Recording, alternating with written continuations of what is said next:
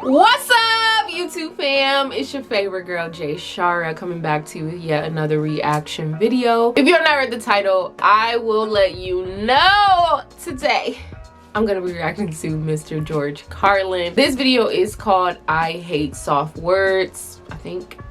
Oh, no, I lied. It's called George Carlin on Soft Language.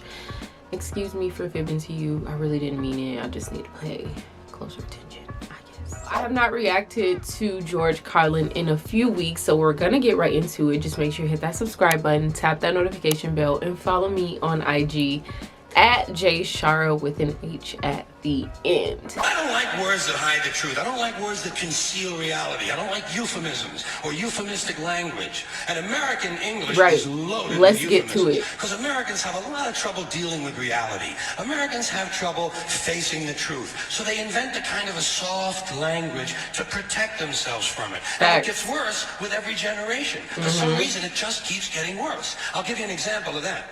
There's a condition in combat. Most people know about it. It's when a fighting person's nervous system has been stressed to its absolute peak and maximum, can't take any more input. The nervous system has either snapped or is about to snap. In the First World War, that condition was called shell shock. Simple, honest, direct language. 2 syllables, shell shock. Almost sounds like the guns themselves. That was 70 years ago.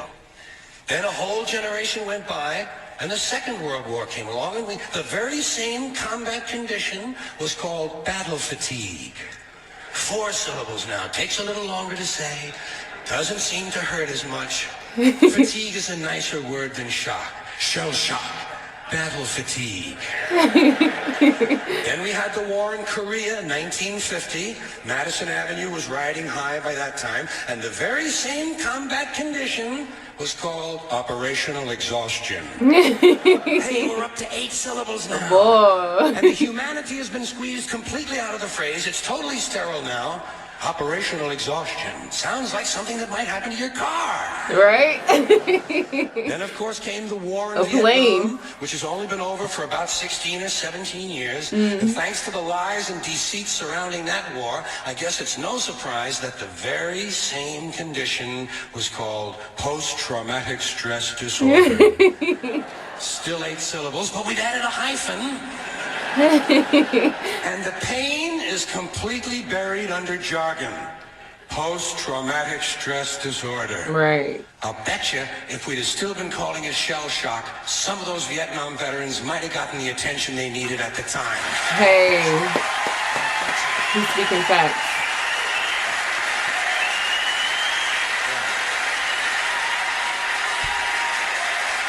He always comes with the facts.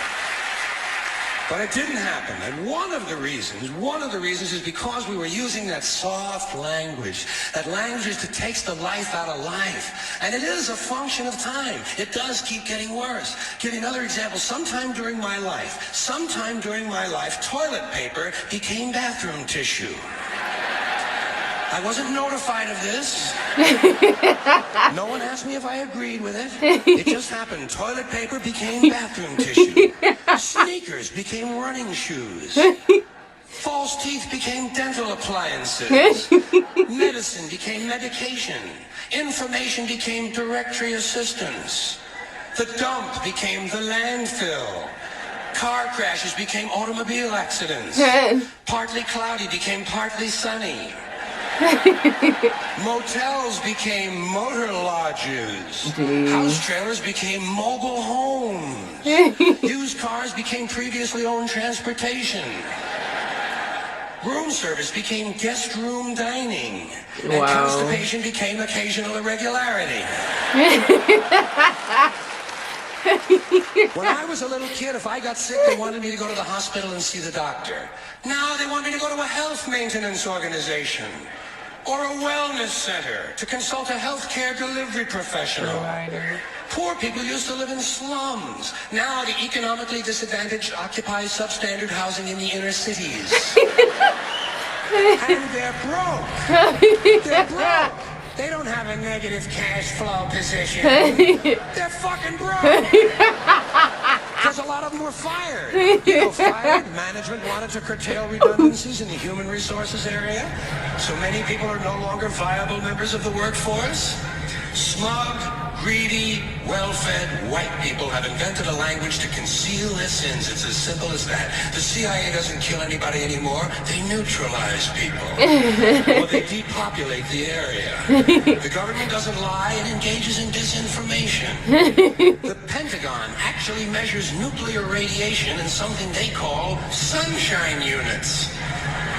This is crazy. Murderers are called commandos. Arab commandos are called terrorists. Contra killers are called freedom fighters. Well, if crime fighters fight crime and firefighters fight fire, what do freedom fighters fight? Right.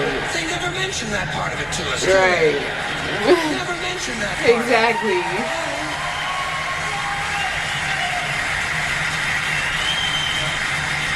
And some of this stuff is just silly. We all know that. Like on the airlines, they say they want a pre-board.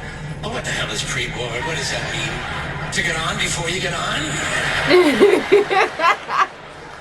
They say they're going to pre-board those passengers in need of special assistance. Cripples! Simple, honest, direct language.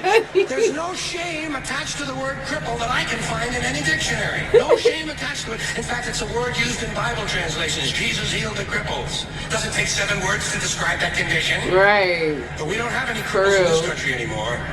We have the physically challenged. Is that a grotesque enough evasion for you? How about differently abled? I've heard them call that differently abled. You can't even call these people handicapped anymore. They'll say, we're not handicapped, we're handy-capable.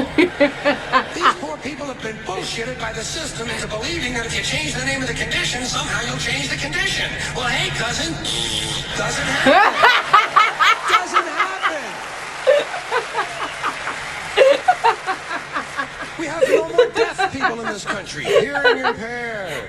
No one's blind anymore. Partially sighted or visually impaired. We have no more stupid people. Everybody has a learning disorder. Oh, wait. Or he's minimally exceptional. How would you like to be told that about your child? He's minimally exceptional. Oh, thank God for that. Psychologists actually have started calling ugly people those with severe appearance deficits. No, that's crazy. It's getting so bad that any day now I expect to hear a rape victim referred to as an unwilling sperm recipient.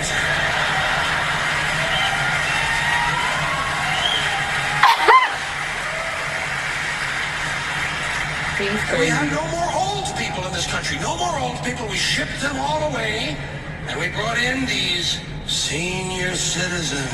Isn't that a typically American 20th century phrase? Bloodless, lifeless.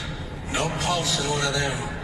A senior citizen. That's crazy. But I've accepted that one. I've come to terms with it. I know it's here to stay. We'll never get rid of it. That's what they're going to be called, so I'll relax on that. But the one I do resist, the one I keep resisting, is when they look at an old guy and they'll say, look at him, Dan. He's 90 years young. Imagine the fear of aging that reveals. To not even be able to use the word old to describe someone, to have to use an antonym. Yeah, that is that weird. Fear of aging is natural, it's universal, isn't it? We all have that. No one wants to get old, no one wants to die, but we do. So we It's a little bit delusional. Yeah. I started bullshitting myself when I got to my 40s. As soon as I was in my 40s, I'd look in the mirror and I'd say, well, I guess I'm getting older. Older sounds a little better than old, doesn't it? Yeah. Sounds like it might even last a little longer.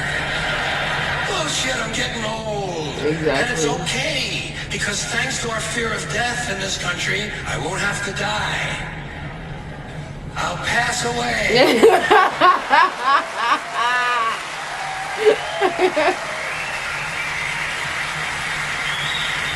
His eyes. Or I'll expire like a magazine subscription. If it happens in the hospital, they'll call it a terminal episode.